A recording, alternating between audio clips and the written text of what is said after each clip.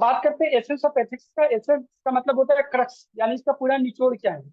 अब तक हमने जो क्लासेस करी है वो कि कई बार एग्जाम में पूछा जाता है एथिक्स के ऊपर कि एथिक्स की फीचर्स बताइए या कैरेक्टरिस्टिक्स बताइए, तो उस सिचुएशन में आप वहां पे अच्छे से बता पाएंगे। राइट, ठीक है। सबसे पहली चीज, ये इंडिस्पेंसिबल क्वालिटीज होती है। Right, what do mean by indispensable? क्योंकि इसका मतलब बेसिकली जिससे हम अलग नहीं कर सकते, वो हमारी एसेंस, हमारी पर्सनालिटी, हमारे थॉट, हमारी ओपिनियन का हमेशा हिस्सा रहेगी। वो एथिकल वैल्यू रॉन्ग या राइट हो सकती है, वो बिलीफ रॉन्ग या राइट हो सकती है, लेकिन हमेशा ये हमारी कल्चर का, हमारी इमोशंस का, हमारी पर्सनालिटी का, हमारी थॉट का, थिंकिंग का हमेशा पार्ट रहेगी। ठीक है, पहली चीज। Second, ethics can not be saved और सस्टेन इन आइसोलेशन। एथिक्स तभी बनेगा जब वहां पे कम्युनिटी आ रही है, सोसाइटी आ रही है। क्योंकि अगर एक ही पर्सन है तो वो क्या करेगा, उसको मोरालिटी रखेगा। एथिक्स कब बनते हैं, जब बहुत सारे लोग सेम इंडिविजुअल मोरालिटी को फॉलो करने लग जाते हैं। जैसे honesty is the best policy, मैं भी फॉलो करता हूँ, आप भी फॉलो करते हो, थर्ड पर्सन भी फॉलो करता है, तो हो गया क्या, ये पूरी सोसाइटी की वैल्यू बन गई। जब पूरी सोसाइटी की बन गई तब ये हो जाएगा एथिक्स। तो एथिक्स के लिए आइसोलेशन नहीं, कम्युनिटी चाहिए। रिमेंबर दिस, सोशलाइजेशन चाहिए। फाइन। फिर यहाँ पे एक टर्म आता है सोशलाइजेशन, जैसा नाम से ही पता चल रहा है सोशलाइजेशन क्या होता है। ओके, तो सोशलाइजेशन के अंदर बेसिकली आप जानते हो कि सोशल होना, सोशल वर्ड इसी से बना है, सोशल मीडिया इसी से बना है। तो ये एक्चुअली लाइफ लॉन्ग प्रोसेस है जहाँ पे आप इंटरेक्ट करते हो अपनी सोसाइटी से, अपने सोसाइटी के लोगों से, डिफरेंट कस्टम से, नॉर्म से, वैल्यू से, आइडियाज से, राइट, आइडल से, right, so that we can become a responsible member of this society. इसके अंदर सोशल और कल्चरल एंटिटीज शामिल होती है। तो सोसाइटी क्योंकि कम्युनिटी का बात है, तो डेफिनेटली हमारी एथिक्स में सोसाइटी का और हमारे कल्चर का बहुत बड़ा इम्पैक्ट, बहुत बड़ा प्रभाव होता है और रहेगा। क्लियर है सभी को? राइट, ठीक है। अब थोड़ी सी कुछ वैल्यूज के एग्जांपल के तौर पे मैं बता देती हूँ। जैसे इंडियन सोसाइटी की आपने बात की, यहाँ की कम्युनिटी अलग है, यहाँ के लोग अलग हैं, यहाँ की मोरालिटी अलग है लोगों की। यहाँ पे आप देखोगे कि किस तरह के भावना है, कलेक्टिविज्म, यानी एक साथ मिलकर रहने की, कम्युनिटी बेस्ड यहाँ पे आइडेंटिटी होती है। लेकिन वेस्टर्न सोसाइटी में क्या होता है, वहाँ पे इंडिविजुअलिज्म ज्यादा होता है। राइट, क्योंकि वहाँ पे इंडिविजुअल बेस्ट लाइफ जीना चाहते हैं। लाइक कि जैसे आजकल अर्बन एरियाज में क्या होता है, अपार्टमेंट सिस्टम, फ्लैट सिस्टम, तो यहाँ पे nobody know about each other. हमारे आस पड़ोस में कौन रह रहा है, हमारे नेबरहुड में कौन है, किसी को पता ही नहीं है, सीरियसली। लेकिन अगर आप विलेज साइड में चले जाओ, या पहले को जो इंडिया होता था, राइट, तो इसमें आप मतलब पूरे गांव के, पूरे विलेज की खबर आपको मिलेगा वहां पे। लाइक कि अगर आप एक विलेज में रहते हो तो पूरे विलेज में अगर 1000 फैमिली भी है तब भी everybody knows about each other. Right, so ये कंसर्न अलग अलग है और इसमें क्या सही है क्या गलत है, it's a matter of debate. लेकिन सोसाइटी के हिसाब से वहाँ की वैल्यूज सेफ होती है। ओके, कलेक्टिविज्म के अंदर थोड़ा और आके देखना हो तो इसका एग्जांपल देख सकते हो आप ज्वाइंट फैमिली का, क्योंकि यहाँ पे साथ में मिलकर रहने का प्रावधान है। लेकिन वेस्टर्न सोसाइटी में क्या होता है, सेपरेशन का, न्यूक्लियर फैमिली, राइट, कि once the child become adult उसे आप फ्री कर देना, उसे छोड़ देना है। राइट, तो उसके बाद वो आके अपना पर्सन करियर बनाए, ओके, या कुछ भी करे, तो इज फ्री टू डू सो।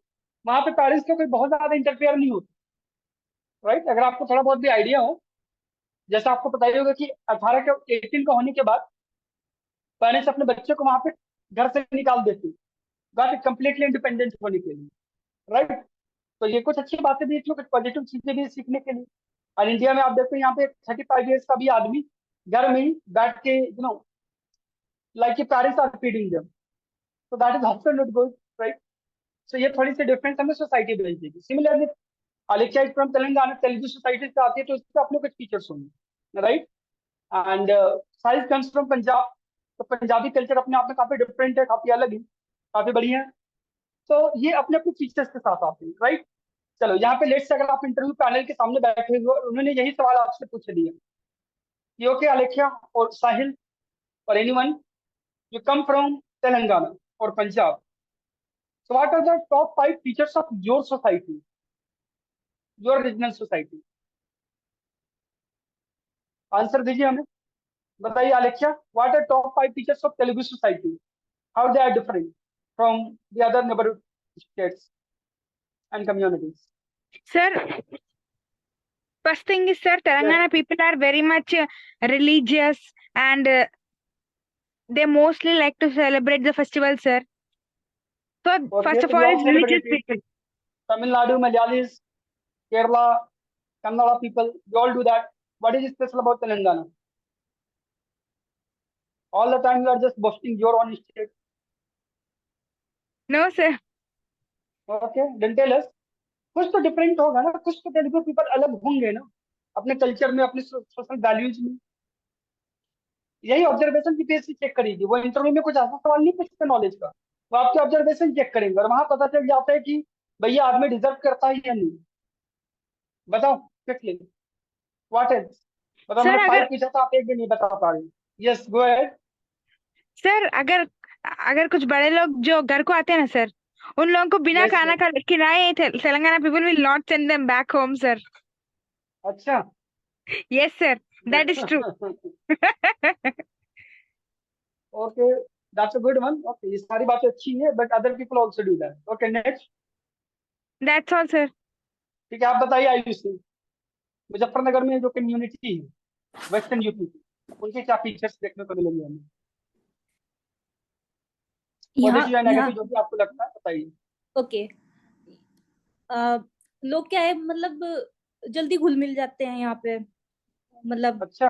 अगर से मतलब अगर मैं अगर बताऊं, अगर बेसिकली अगर आप कहीं मतलब जा रहे हैं, मतलब अगर कहीं अब्रॉड जा रहे हैं या कहीं बाहर दिल्ली या किसी अदर सिटी में जा रहे हैं, अगर एक जैसी मतलब अगर लैंग्वेज के अगर लोग मिल जाते हैं तो मतलब बहुत जल्दी एक दूसरे को कनेक्ट कर लेते हैं, मतलब बहुत जल्दी एक दूसरे को घुल मिल जाते हैं वे। Okay next. और इसके अलावा मतलब वही मतलब खाने पीने का पूरा ध्यान रखते हैं, दूध घी चाय ये ओके। सब। और ओके, और बताओ यार, इंटरव्यू के सामने अगर बैठे हो और ये आपसे गांव की पांच बातें पूछी जा रही है, आपको खुद विलेज की पूछी जा रही है कि भाई कैसा वहाँ पे सोशल कल्चर है, और क्या वैल्यू, आप लोग मतलब नहीं बता पा रहे हो क्या होगा, कैसे क्या करोगे, मैं समझ नहीं पा रहा हूँ। कितने प्रॉब्लम आने वाले। ऑब्जर्वेशन बढ़ाओ, अपनी एक्सप्रेस करने की पावर को बढ़ाइए सभी लोग। और बताओ, कोई और पॉइंट याद आया आपको आयुषी? और अगर मतलब नेगेटिव सेंस में अगर देखा जाए तो थोड़ा मतलब यहाँ के लोगों को थोड़ा कास्टिज्म काफी ज्यादा है यहाँ पे लोगों के बीच में। ओके, और कास्टिज्म में ठीक है। हाँ। और पैट्रियार्की भी ज्यादा है। हाँ हाँ, पेट्रियार्की काफी ज्यादा है यहाँ पे। राइट। और क्या है कि थोड़ा वुमेन एजुकेशन मतलब इतनी ज्यादा नहीं है यहाँ पे, मतलब ज्यादा पढ़ाना मतलब पसंद नहीं करते। और ये रहता है कि क्या करेगी पढ़ के, शादी कर दो इससे बेटर है, क्या करेगी पढ़ के। और क्या है कि प्रेफरेंस मतलब ज्यादातर मतलब क्या होता है कि मतलब बेटों को ज्यादा दिया जाता है, मतलब मेरे घर में ऐसा नहीं है बट मैंने देखा है ऐसा या कि इन जनरल सोसाइटी में है, वेस्टर्न यूपी हरियाणा में है ये ठीक। हाँ हाँ। हाँ, और बस यही सब बता। राइट, बस यही सब बातें करनी थी आपको। आज भी आपने 40 वर्ड्स से बोले, उसमें से 10 वर्ड्स मतलब था। Okay, remove this 10 words. Okay. ठीक है। और की बताना चाहेगा आप में से कौन बचा है यहाँ पे? प्रियंका इज फ्रॉम दिल्ली, तो यहाँ पे सारी चीजें मिक्स कल्चर है, राइट, कोई थोड़ा सा यूनिक चीज यहाँ पे है नहीं, तो we can go with that. Yes, चलो sir. यहाँ पे Sir, I wanted to say something. हाँ बोलो। Yes, sir. As you know that I've been born and brought up at Delhi, but at the same time now I'm married, so I've also been a part of. Basically, my husband he belongs to UP, Uttar Pradesh, Manpuri district. So over there Mainpuri also I have western UP, part of western UP और central UP? um, Western, I think Western. It is okay bordered with go. Etawah, Eta, and all. So okay basically over there I've basically seen that huge patriarchy is there, casteism is there, and the people they have strong values and systems. Like we discussed this practice of sati and all in our या basically या curriculum. So over there is this basically there are these values like in my in-laws. Basically they have this parda system, like your yes yes uh, like be it be you are belonging to a educated family or an uneducated family, when your elders are in front of you, you should have this parda. Mostly the people who are basically they have traveled to other places like Delhi and all, and have studied in other big cities, they don't follow that. But Yeah. those who are basically confined to the village life, they strictly follow this. Like, you'll have to carry the bangles, you'll have to wear the bangles, you'll have to wear this vermilion, and you'll have to wear this touring. So they are like, I being belonging to Delhi, born and brought up over here. When I go there, I have to carry these. Otherwise, they saw me as a traitor. They see me as a traitor. Okay. Yeah. Yeah. So there are some strong beliefs that are still inclined to some parts of Uttar Pradesh, cities like these basically Manpuri, Etawah, Eta, and all. Yes yes या ठीक है, सही बताया आपने। जब भी features की बात बताई जाए तो डेफिनेटली आप नेगेटिव चीजों को भी बताओगे, क्योंकि सोसाइटी में आप चेंजेस कैसे लेके आओगे? Being a civil servant, being an IAS officer, आप चेंजेस कैसे लाओगे? लाइक कि यू आर फ्रॉम यूपी, अभी आपने एग्जांपल जो दिया अंकल को, you you got posted there, being an IAS officer, being a DM, being an SDM, तो आप इन चीजों के ऊपर बड़ा काम करोगे कि चलो women at least get the all the education, right? Child जो गर्ल चाइल्ड है उनको थोड़ा सा प्रेफरेंस मिले, राइट? बेटी बचाओ बेटी पढ़ाओ जैसे स्कीम्स को एक्चुअल में लेटर एंड स्पिरिट वे में इम्प्लीमेंट किया जाए। तो डेफिनेटली सोसाइटी के फीचर्स में दोनों ही बातें आती हैं। हमारी सोसाइटी में कुछ नेगेटिव चीजें हैं तो हैं, बात नहीं करेंगे तो कैसे इसका सोल्यूशन आएगा, समाधान कैसे आएगा? चलो यहाँ पे बड़ा सवाल ये आ रहा है यहाँ पे, जेनेटिक्स। क्या जेनेटिक्स का कोई रोल होता है हमारी वैल्यू सिस्टम को फॉर्म करने में? तो पहले लोग सोचते थे कि नहीं ये तो सोसाइटी बनाती है, बट ऐसा नहीं है। जेनेटिक्स का रोल होता है, ये हाल ही में प्रूव हुआ है। ओके, कि जैसे इंटेलिजेंस वगैरह हो गया, इंक्लाइनेशन वगैरह हो गया, राइट? जैसे कुछ लोग पहाड़ों में रहना पसंद करते हैं, कुछ लोग नेचर में बहुत करीब रहना पसंद करते हैं, बाकी तो ऐसा कि क्योंकि उनके बाप दादा, उनके एंसेस्टर्स ऐसा करते थे। तो जेनेटिक्स का भी असर वैल्यूज में होता है। कभी क्वेश्चन आए तो इसको यस करना, गॉट इट? हमारी बहुत सारी मोरालिटी वैल्यूज हमारी जेनेटिक्स तय करती है, राइट? जैसे मेरे बारे में कहा जाता है कि मेरे डैड बोलते हैं कि जो मेरे ग्रैंडफादर थे, राइट, उनकी पर्सनालिटी और मेरी पर्सनालिटी बहुत हद तक सेम होती है, right? Because he was also wonderful leader, I am also kind of wonderful leader, right? And the other things also, right? तो कहीं ना कहीं ये मुझे अपनी जेनेटिक्स से मिली, गॉट इट? तो कभी एग्जाम में अगर क्वेश्चन आता है तो वैल्यूज को हम सही करेंगे। चल, भगवत गीता में इंसानों के 3 गुण बताए गए, 3 फीचर्स बताए गए, 3 रूप बताए गए, सत्व, राजस एंड तमस। इसको समझने के लिए आपके सामने एक मैं डायग्राम शेयर कर रहा हूँ, कलेक्टर डायग्राम, ध्यान से समझेंगे सभी लोग। ट्रिपल गुणास और मोड्स ऑफ एग्जिस्टिंग जो भगवत गीता में बताए गए, राइट? तो 3 तरह के गुण होते हैं इंसानों के अंदर भी, वैल्यूज के अंदर भी, हमारे जो वैल्यूज हैं वो भी। सबसे पहले सत्व, इसे सात्विक जो बोलते हैं, ये पॉजिटिव होता है, बहुत प्योर होता है, प्लेजर होता है, डिवाइन होता है। तमस होता है इसका exactly opposite, negative, impure, pain, demonic यानी राक्षसी, राक्षसों का जो प्रवृत्ति होता है, राइट? और इन दोनों का बीच में जो कॉमन होता है, मतलब थोड़ी थोड़ी चीजें दोनों का ही कॉमन है, राइट? तो वो आते हैं राजस में। ये कैसे होंगे? कंट्रोलिंग होंगे, पॉजिटिव और नेगेटिव का मिक्सर होंगे, डिजायर सेल्फिश होंगे, बहुत ज्यादा प्योर भी नहीं और इम्प्योर भी नहीं, गॉट इट? इसका सबसे बड़ा एग्जाम्पल ह्यूमन, राइट? सात्विक कौन हो सकता है? यूजुअली इसका एग्जाम्पल डिवाइन का दिया जाता है, देवताओं का दिया जाता है। तामसिक कौन होता है? डेमन्स का, राक्षसों का दिया जाता है। राजस कौन होता है? ह्यूमंस होते हैं। लेकिन कोई ह्यूमन ऐसा भी है जो सात्विक है, गॉट इट? और कोई ह्यूमन ऐसा भी है जो तामसिक है। समझ पा रहे हो? तो ये वैल्यूज है, आप अच्छे से अपनी पर्सनल लाइफ के लिए भी, प्रोफेशनल लाइफ के लिए भी, और ऑफकोर्स एग्जाम के लिए तो आप इसकी याद रखोगे। तो हमें ट्राई करना है, हमारी लाइफ का पर्पज क्या है? अल्टीमेटली सात्विक गुणों को धारण करना, वी हैव टू बिकम सात्विक, ओके? एंड जितना ज्यादा we can stay away from तामसिक गुण, हमें रहना चाहिए, इवन फ्रॉम राजसिक, क्योंकि राजसिक के अंदर भी थोड़ी बहुत तामसिक चीजें आ जाती है, ओके? आलेख्या है समझ में आपको? No sir. क्या समझ नहीं है आपको, बताओ? यहाँ पे ये बताया जा रहा है कि 3 तरह की क्वालिटीज होती है किसी के अंदर, किसी इंसानों में 3 क्वालिटी होती है। एक होता है पॉजिटिव, बहुत बढ़िया, बहुत अच्छा, प्योरिटी, और एक होता है इम्प्योर, इसका अपोजिट। इसके एग्जाम्पल के लिए मैं बता था, सात्विक जैसे यूजुअली देवताओं को माना जाता है। तेलंगाना में कौन से देवताओं की ज्यादा पूजा होती है बताइए? Lord Krishna, I think Kartikeya, right? Kartikeya वहां पे ज्यादा पूजे जाते हैं। Lord no sir, Ganesha, sir which one? Parvati माता सर, काली माता। काली माता, पार्वती Yes, माता, and lord Shiva also. Lord Shiva and Lord Ganesh also, sir. Mostly, these are most famous. या राइट, राइट। तो दे ऑल बिलोंग टू सात्विक guna, sattvic features, right? Because they are very, very positive, pure, pleasure, happy, and divine. Got it? Then we have tamasic, right? अभी आपने काली माता का example दिया, तो काली माता का जब भी आपने टेम्पल देखा होगा तो काली माता अपने पैरों से एक राक्षस को, राक्षस यू अंडरस्टैंड, जो डेमन्स होता है, उसको वो मार रही होती है। Got it? तो वो राक्षस क्या होते हैं? वो डेमन्स होते हैं, वो इम्प्योर होते हैं, नेगेटिव एनर्जी होती है उनके पास, पेन एंड सफरिंग जैसी चीजें होती है उनके पास, तो उनको क्या बोलेंगे? तामसिक। ये three kinds of different qualities थी जो भागवत गीता में बताया गया, राइट?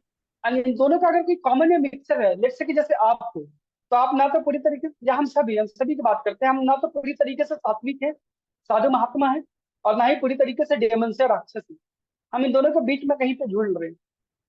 ओके, ये तीन क्वालिटीज होती है इंसानों की, ये आप याद रखोगे। समझ गए अलेखिया? Yes, sir. Sir, can you explain this Rajas, sir? Rajas. राजस में mixture of both this things, there is a balance of this two. हालांकि यहाँ पे बैलेंस होना नहीं चाहिए, balance of both this two, right? यानी कि लाइक कि आप हो या मैं हूँ, तो हम पूरे साधु महात्मा नहीं हैं, हम कुछ अच्छे काम भी करते हैं और जाने जाने में हमसे कुछ बुरे काम भी हो जाते हैं। जैसे हम झूठ भी बोल लेते हैं और कई बार बहुत अच्छा सच भी बोल लेते हैं। ओके, तो इंसान सबसे बड़ा एग्जाम्पल है राजसिक गुणों का, जहाँ पे दोनों तरह की क्वालिटी देखने को मिलती है, सर सात्विक भी और तामसिक भी। Yes, sir. ऑलराइट, यहाँ पे एक ब्यूटीफुल लाइन आ रही है, ध्यान से समझेंगे। A man is not only the product but also the producer of his culture. We are not just product, like अभी हम बात कर रहे थे कि we are all our product of our culture. हमारी कल्चर ने जो सिखाया है वही वैल्यूज हमारे अंदर है, सही बात थी। लेकिन इसका अपोजिट भी उल्टा है, कई बार हम प्रोड्यूसर भी बन जाते हैं। तो ये वही एग्जाम्पल फिर से आ जाता है, यहाँ पे ऐसे लोग जिन्होंने सोसाइटी के वैल्यूज को ही चेंज कर दी, जैसे राजा राम मोहन रॉय। सचिन होने सर के बाद राधा साबित मोहन किया। रॉय तो जी, राधा मोहन रॉय जी तो ऐसे इंसान थे। मुझे इनकी एक बात इनकी मैंने इनके बारे में काफी ज्यादा पढ़ा है कि he went to England to negotiate for Bahadur Shah Zafar so that he could attain pension. So yes yes, it was the case. तो एंड उन्होंने it was not Bahadur Bahadur Shah Shah Zafar, I Zafar think ने इट वाज शाह आलम। शायद प्रोबेबली शाह आलम थे, आलम, बट या उन्होंने उनसे इतने ज्यादा वो खुश हुए कि उन्होंने उनको टाइटल दे दिया Raja Ram Mohan Roy. He was exactly, मतलब ही वाज उन्होंने नॉट उस चीज एक्चुअली अ को राजा, he was not a king actually. जी या उन्होंने उस चीज को अर्न किया था। He was not inherit, he उन्होंने इनहेरिट नहीं किया, ठीक है उसको सही, अर्न किया था उन्होंने। राइट। चलो, लेकिन मार्टिन लूथर किंग, इसके बारे में किसी को आइडिया होगा? मुझे लगता है साहिल ही बिल्कुल बता पाएगा बिल्कुल इसको। बिल्कुल बिल्कुल बिल्कुल सर। बताइए, 19 इनसे वैल्यूज बताओ, इन्होंने क्या वैल्यूज चेंज करी, ये बताओ। कहानी मत बिल्कुल बताना, वैल्यूज बताओ। इन्होंने एक थोड़ा सा बैकग्राउंड चेक। अमेरिका में जिम क्रॉस लॉज चलते थे, काफी लंबे तक जिम क्रॉस लॉज गए जो कि डिस्क्रिमिनेटरी थे with in the southern states of the United states. South Carolina से लेके अलाबामा मिसिसिपी तक पूरे जो फॉर्मर कन्फेडरेट आप स्टेट जूनियर की थे। तो बात नहीं कर रहे हो? मार्टिन लूथर किंग दो थे, एक यूरोप हाँ में जी, हुआ था और एक मैं अमेरिका में हुआ मार्टिन था। लूथर किंग की सर बात कर रहा हूँ, जिन्होंने सिविल राइट्स मूवमेंट को चलाया था ड्यूरिंग द 1960s।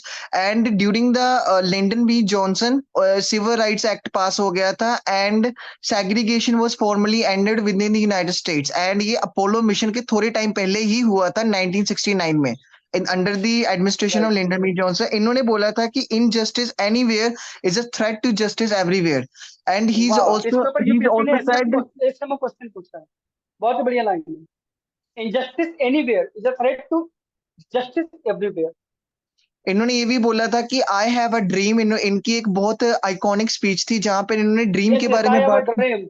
हाँ, आई इन्होंने लव ड्रीम दैट के स्पीच, बारे आई में लव बात दैट करी स्पीच। थी। एंड इन्होंने बात की थी लिंकन, अब्राहम लिंकन जी का, जहां पर स्टैचू लगा हुआ है व्हाइट हाउस के पास ही, जहां पे यूनाइटेड स्टेट्स कैपिटल बिल्डिंग है, वहां पे इन्होंने स्पीच दी थी एंड पूरी दुनिया ने वो स्पीच सुनी थी। And he was also a really admirer of the Mahatma Gandhi too. Exactly, that's why he is also known non as violent. Black Gandhi और the American Gandhi. Very nice. World history में सारी चीजें पढ़ेंगे गाइस, जिनको समझ में आया ठीक हो गया, कोई बात नहीं। ये एग्जांपल से अलग अलग लोगों की जिन्होंने सोसाइटी की वैल्यूज को चेंज कर दिया। बीइंग एन इंडिविजुअल, उन्होंने सोसाइटी की एथिक्स को बना डाला। बट यूजुअली हम जैसे छोटे मोटे इंसान नालायक लोग क्या करते हैं, हमारी वैल्यूज को सोसाइटी सेट करती है। लेकिन अगर हम इन लोगों की तरफ थोड़ा बहुत भी अगर बन पाए तो we can even save the society, right. आपको साहिल से ही कुछ उम्मीद है। चलो लाइक नेक्स्ट या प्रोफेसर मोहम्मद साहब, अफसर हिंद का आईएएस ऑफिसर, राइट। इन्होंने पूरे आईएएस जो समाज है, आईएएस कम्युनिटी है पूरी, उन सब के लिए कितना बड़ा एग्जाम्पल सेट किया इन्होंने। ये पूरी लाइफ निकल जाए, we can be corruption free, चाहे जितनी चैलेंजेस है। नेल्सन मंडेला आप जानते होंगे, अफ्रीका के फर्स्ट ब्लैक प्रेसिडेंट, अपार्टाइड को एंड किया था इन्होंने, and he was the first black president of the south Africa. Exactly, और बड़ा उन्होंने काम किया था वहां की आजादी के लिए। And he was also an admirer of Mahatma. Yes yes. चलो तो we are just about to finish guys, just 1 और 2 मिनट्स, थोड़ा सा और हौसला बना के रखिए, आपको तो आगे चल के बड़ी जंगें जीतनी है। Ethics depend upon the context. अभी तक हमने क्या सीखा, कौन से कॉन्टेक्स्ट में बात कर रहे हो आप। जैसे आप बोल रहे हो कि भाई ज्वाइंट फैमिली अच्छी होती है या फिर न्यूक्लियर फैमिली होती है, भाई कॉन्टेक्स्ट क्या है, अमेरिका की बात कर रहे हो, यूरोप की बात कर रहे हो, कहाँ की बात कर रहे हो, ये सोसाइटी बड़ा मैटर करता है। अमेरिका और यूरोपियन सोसाइटी के लिए न्यूक्लियर फैमिली बेटर है, क्योंकि जिस हिसाब से वहाँ के लाइफ स्टाइल है, ओके, उसके लिए दैट्स बेटर। बट इंडिया जैसे सोसाइटी के लिए, स्पेशली रूरल एरियाज में, joint family is better. But तो दोनों के अपने अपने पॉइंट्स हैं, तो कॉन्टेक्स्ट बड़ा मैटर करता है, आप किस संदर्भ में, किस पर्सपेक्टिव में उसको आप देख रहे हो, किस पर्सन, किस प्लेस, किस टाइम जोन में आप उसको देख रहे हो, समझ गए। नेक्स्ट, चलो next, ethics operate at different level, like individual level पे, ऑर्गेनाइजेशन लेवल पे, पॉलिटिकल, सोशियो कल्चर, इंटरनेशनल, सभी लेवल पे एथिक्स होता है।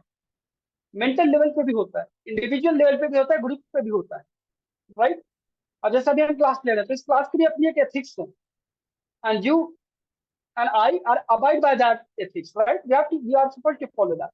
हम इस क्लास की गरिमा, इसकी इंटेग्रिटी, इसकी वो जो ऑनर है, उसके साथ भी कैन नॉट कॉम्प्रोमाइज है, चाहे आप हो या मैं भी, राइट। क्योंकि हमारी जनरल अंडरस्टैंडिंग है एथिक्स को लेकर, ये चीजें हमने किताबों में नहीं पढ़ी, लेकिन हमारी values, ethics are abstract in nature, यानी हाईली सब्जेक्टिव इन नेचर, उसके डिफरेंट कॉन्नोटेशन, डिफरेंट मीनिंग निकलती है, और परसेप्शन और इमोशंस उसको डेफिनेटली इम्पैक्ट करता है। Ethics are interrelated with each other. Like ये truthfulness honesty से related है, honesty integrity से related है, integrity probity से related है, right? ये सारे एक जैसे ही वर्ड है। truthful यानी जहाँ पे आप हमेशा सच का साथ दे रहे हो, right? सत्यमेव जयते, सत्य, चाहे जो हो रहा है हमेशा सच बोलूंगा, जैसे गांधी जी बोलते थे। तो उसी से ऑनेस्टी आती है, अगर आप हमेशा सच बोलोगे तो मतलब आप ईमानदार हो गए, और आप ऑनेस्टी उस टाइम पे दिखा रहे जब कोई नहीं देख रहा है, ये मैंने कल टेस्ट में दिया था आपको, तब वो इंटेग्रिटी हो गया। और जब पूरी की पूरी सोसाइटी, पूरी की पूरी कॉम, पूरी की पूरी ऑर्गेनाइजेशन इंटेग्रिटी को फॉलो कर रही है, देन इट्स कॉल्ड प्रोबिटी। कितनी शानदार वैल्यूज है यहाँ, तो they all are related to each other, we can not really separate them, right.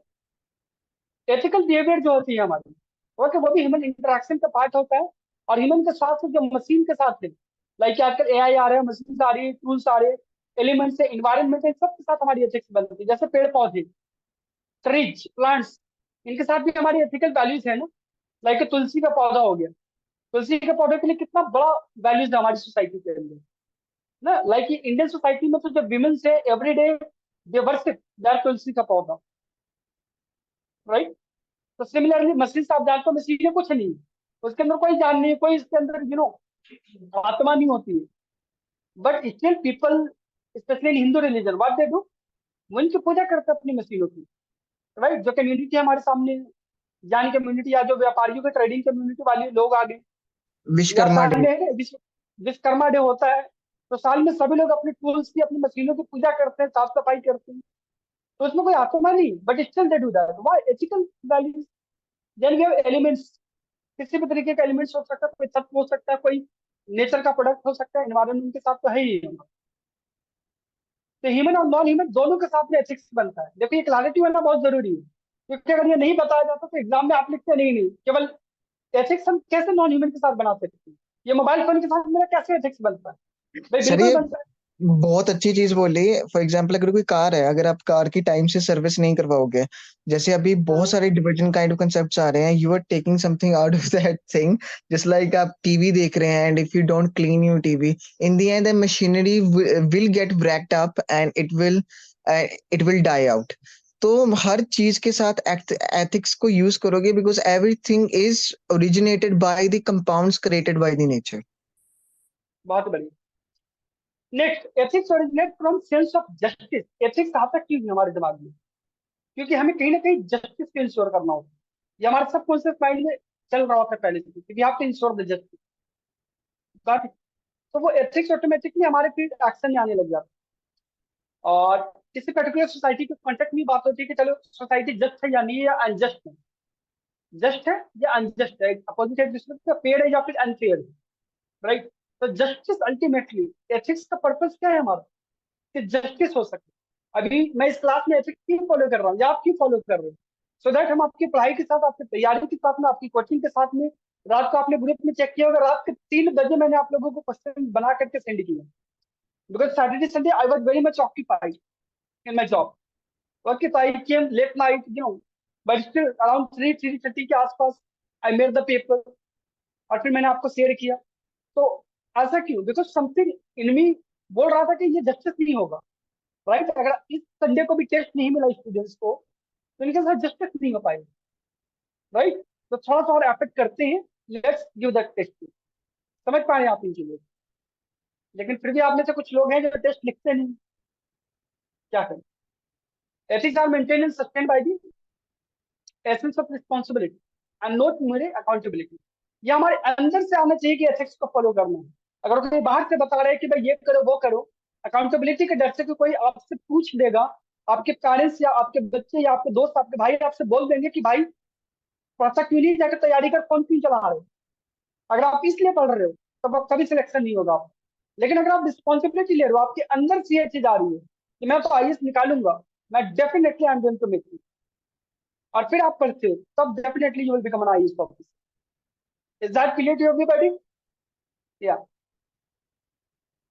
Ethical standards में translate to narrow stipulations of law and code of conduct. Code of conduct क्या होता है? जो सोसाइटी के हिसाब से सही बना रखी है, ऑर्गेनाइजेशन के हिसाब से है या फिर लॉ के हिसाब से। सही बात है। अगर हम एथिक्स को फॉलो करेंगे तो स्टैंडर्ड कहाँ से आते हैं? एथिक्स का स्टैंडर्ड कोड ऑफ कंडक्ट से, लॉ से आता है। Ethics is something which can not be enforceable और कोडिफाइड। सारी की सारी एथिकल चीजों को हम कोडिफाई नहीं कर सकते। अब जैसे हमें ईमानदार रहना है, अगर कोई आदमी ईमानदार नहीं है तो क्या उसको कोर्ट पनिश कर देगी क्या? ओके, हमें झूठ नहीं बोलना है, we don't have to tell a lie. लेकिन अगर किसी ने झूठ बोला तो क्या उसके लिए आप कोर्ट चले जाओगे क्या? No, समझ पा रहे everything. हो? ऐसी चीजें जो हाईली अब्स्ट्रैक्ट और सब्जेक्टिव है, कहाँ तक आप कोडिफाई करोगे इन चीजों? हाँ, कुछ लिमिटेशंस है वो हम कर सकते हैं, राइट। आई होप आप लोगों को सब कुछ समझ में आ गया होगा अच्छे से, राइट।